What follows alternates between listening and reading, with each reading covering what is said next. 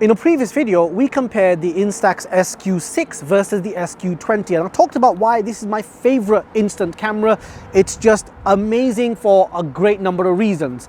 Recently, Fujifilm released the Instax SQ1. This is like a bare bones version of the square medium format instant camera. And in this video, we're going to compare the two to see which one is the better choice.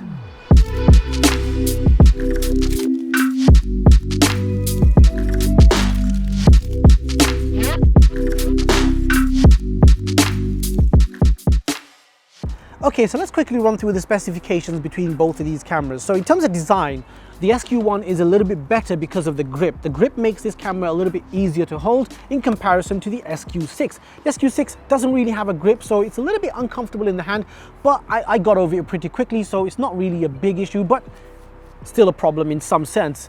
Now, the SQ1 is a very bare bones Instax camera, and in terms of settings, this literally has on and selfie. That's literally all that I can see on the camera, and then you've got the shutter button. On the back, there are literally no settings, no buttons, no features, nothing to fiddle about with. This is a very bare bones Instax camera. You take it out of the box, switch it on, take pictures, easy as that. Very, very straightforward. And it uses the same medium format square film that the SQ6 does. This is not a digital camera, this is a proper medium format film camera, so it has all of the benefits but none of that faffing around.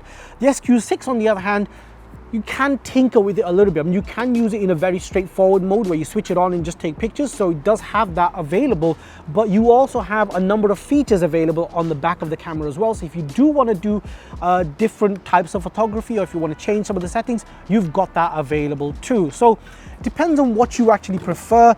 I feel like the SQ1 is a little bit bigger as well, and I like the compact design of the SQ6, or the slightly more compact design of the SQ6, but in terms of size and weight and whatever, they're very, very similar. It just depends on what you think is going to appeal to you more.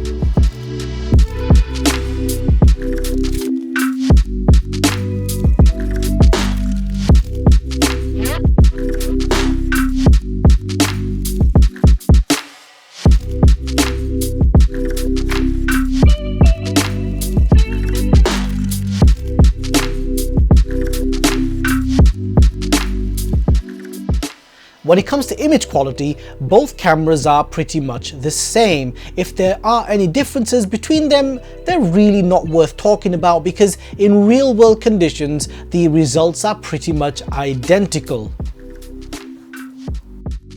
Now, although both cameras have a flash built into them, with the SQ6 you can actually switch the flash off, and this gives you a far greater deal of flexibility over the SQ1. With the SQ1 you can't switch the flash off, it's always switched on by default, and it even comes on when you're shooting outdoors, which can be a little bit of a pain on occasions. With the SQ6, however, because you can switch the flash off, you can produce images that are far more interesting and more dramatic looking with the use of natural light. With the SQ1, unfortunately, this isn't something that's really possible. Okay, so conclusions. Honestly, I really prefer the SQ6 over the SQ1. I really don't understand why this camera exists, because it doesn't fill any gaps, it doesn't fill any niche, and I get why some people would kind of prefer it, because it is, you know, switch it on and away you go. There's nothing complicated about it. But you could do the same with the SQ6. You just switch it on and that's it, you just start shooting. There's nothing overly complex about this camera, and nothing that this camera does that this camera does better. And yes, you do have settings available on the back, but if you don't want to use them, you don't have to. But if you do, you've got more flexibility with this camera. You can go through the different settings, you can change things if you want, you can shoot lighter, you can shoot darker, you've got landscape, you know, you've got a bunch of options available, and most crucially, you've got the option to be able to switch the flash off. And the fact that you can switch the flash off on this camera just puts it well ahead of the SQ1. Even outdoors, while we're shooting Sophie today, the SQ1 always has the flash on and the images just look a bit flat, the skin tones look a bit washed out, it just doesn't look that great. I hate the flash in these Instax cameras, and I always switch it off, and for that reason I highly recommend the SQ6 over the SQ1. especially considering the fact that this is cheaper. I mean, the price of the SQ6, I think it's like 80 bucks on the B&H website, but 105 on Amazon. This is like 120 pounds on the Amazon website in the UK, and about over $100 in the US. I mean, it's a no-brainer. The SQ6, clear winner, still the best square format film instant camera that Fuji has ever produced, and yeah, highly recommend this one over the SQ1. Anyway, just want to say thank you so much for watching our video. If you like this video, hit the like button, please subscribe, share this video, and hope to see you all in the next one. Thank you.